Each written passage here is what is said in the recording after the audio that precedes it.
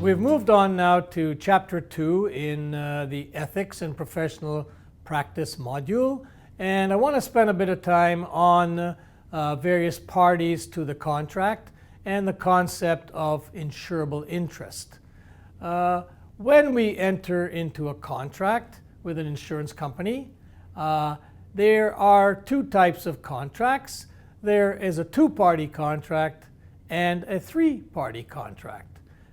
Primarily in most insurance contracts, and all insurance contracts, obviously the insurance company is a party to that contract. They take on the risk and they issue the policy. If you are the policy holder or policy owner, you are a party to the contract. And in fact, if it is a policy on your own life, you are both the policy owner and you are also the life insured.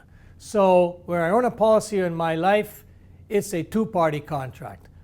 I am the owner of the policy and the insurance company is the insurer. So we have two parties involved in that contract. If I own a policy on a third party, for example, I own a policy on my spouse's life, or I own a policy on my business associate's life, then that's a three-party contract. The insurance company obviously is a party to the contract, but I am the policy owner. You'll see another word for policy owner as the insured, and my business partner or my spouse is the life insured. So in a three-party contract, we have the insurance company, we have the policy owner or insured, and we have the life insured. And so we can have a three-party contract anytime I own a policy on somebody else's life.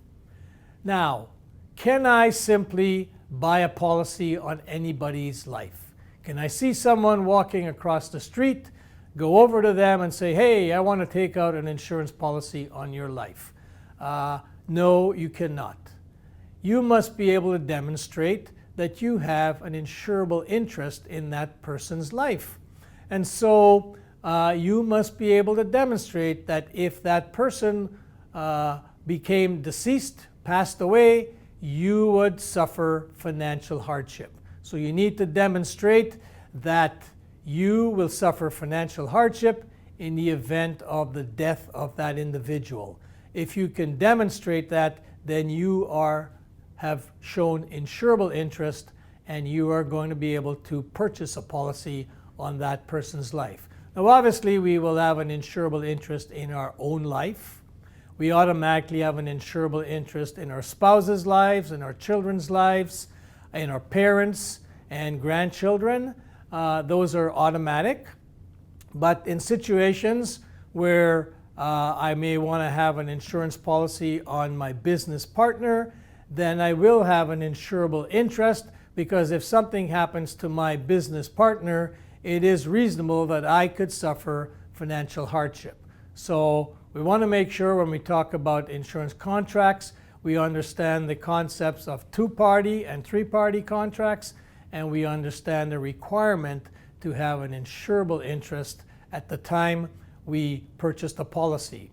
By the way, that insurable interest does not have to be in effect after we purchase the policy. So for example, if I purchased a policy on my business associate's life and 5, 6, 7 years down the road, we're no longer business associates, there's not an issue. I can continue to own that policy on that business associate, even though there is no longer any insurable interest.